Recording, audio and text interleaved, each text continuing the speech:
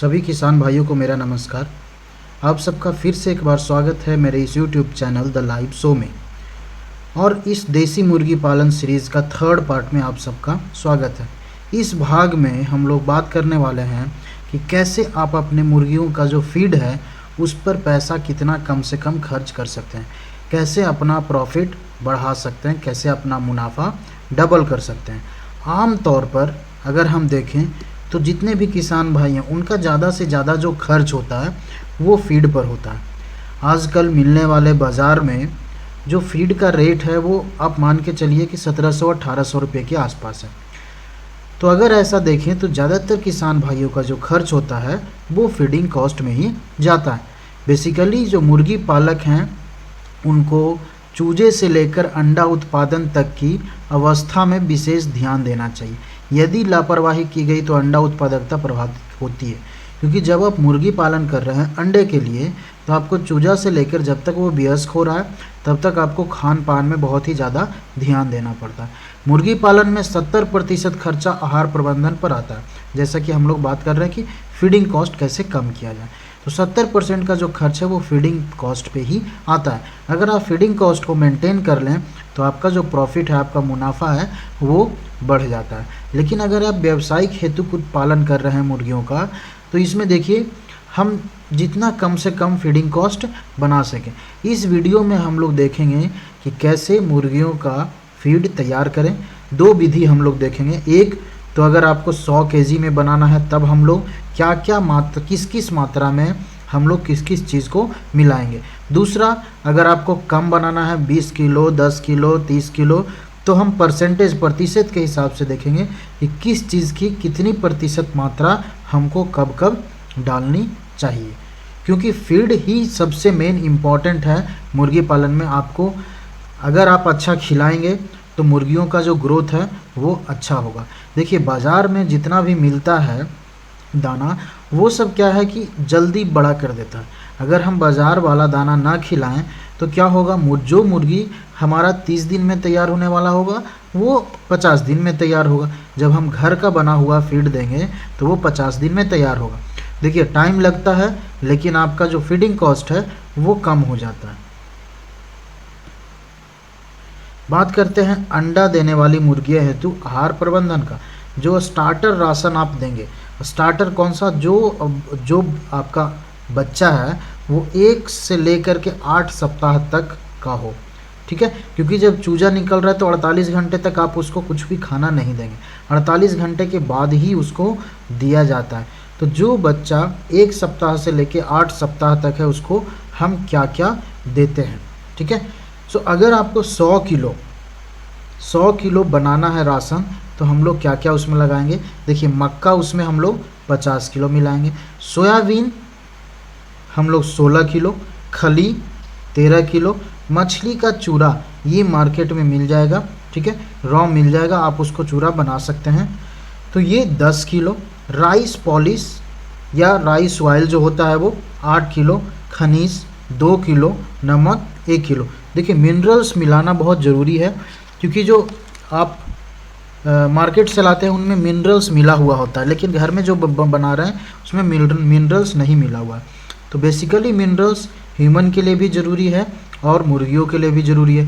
जो आप मिनरल्स डाल रहे हैं calcium, potassium, magnesium, iron, zinc, iodine, selenium, तो ये सब आप मार्केट से ला सकते हैं और उसी मात्रा में इसको मिला कर के दे सकते हैं। ये जो मैंने बताया अभी 100 किलो, ये 100 किलो का है और 100 किलो ये कुछ मुर्गियों के लिए जिनका वो एज 1 सप्ताह से 8 सप्ताह तक है, जिसको हम स्टार्टर दे रहे हैं। अब जो थोड़ी बड़ी हो जाए 8 सप्ताह से लेके 20 सप्ताह तक, तो इसको जो प्रोटीन की मात्रा है वो 18 से 20% होनी चाहिए, ठीक है। कैल्शियम 1% इनको देना ही देना है आपको। प्रोटीन की मात्रा 18 से 20%। इसमें अगर देखें तो प्रोटीन की मात्रा हम लोग 22 से 24% ज़्यादा रखें हैं, क्योंकि अभी स्टार्टिंग एज है।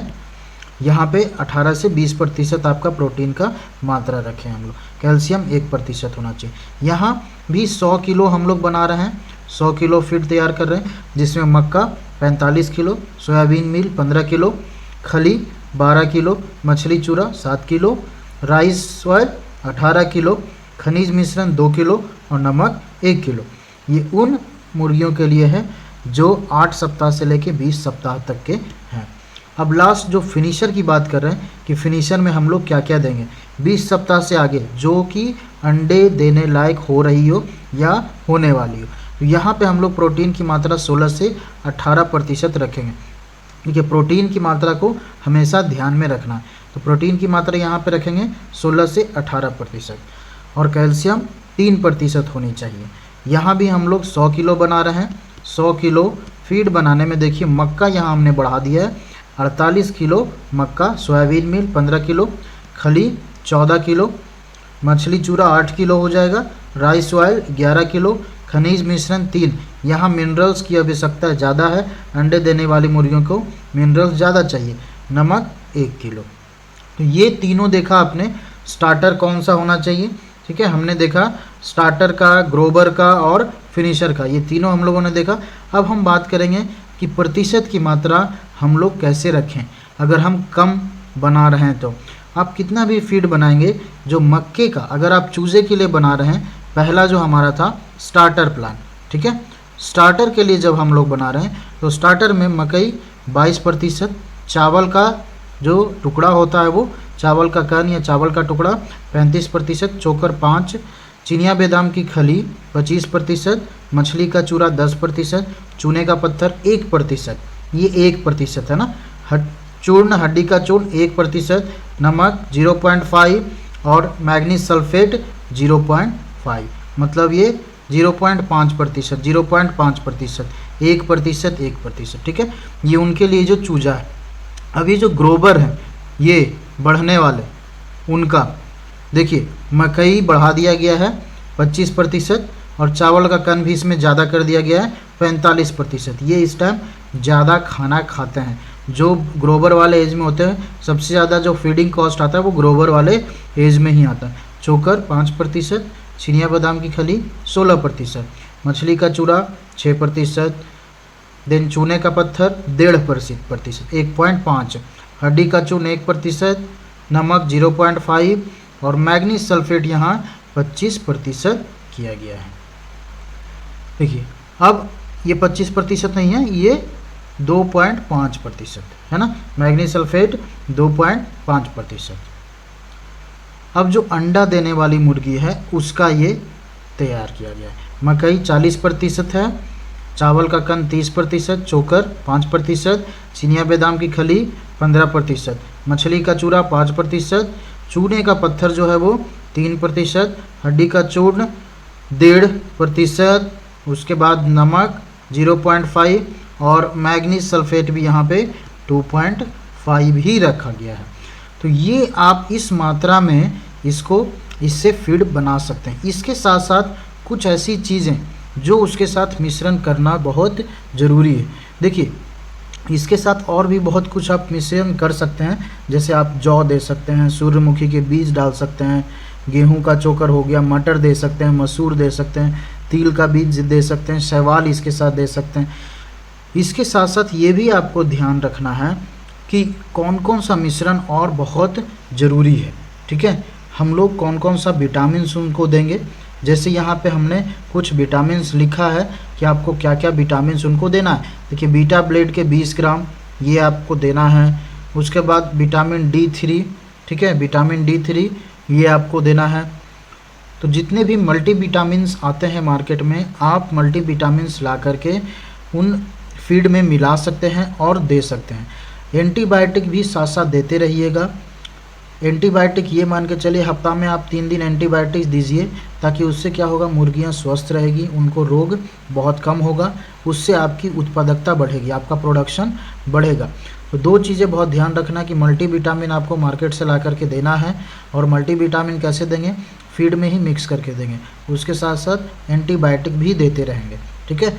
उसके बाद और भी बहुत कुछ आप मिला सकते हैं फीड में, जैसे मकई, पीली मकई, चावल के कण और टूटे गेहूँ को दाना में मिलाया जाता है, दाने में से दूसरे की जगह उपयुक्त हो सकती है, इसमें आप फेरबदल कर सकते हैं। चिनिया बादाम की खली की बात किए, मछली का चूरा या मांस का बुकनी, ये सब एक दिया जाता है, ठीक है।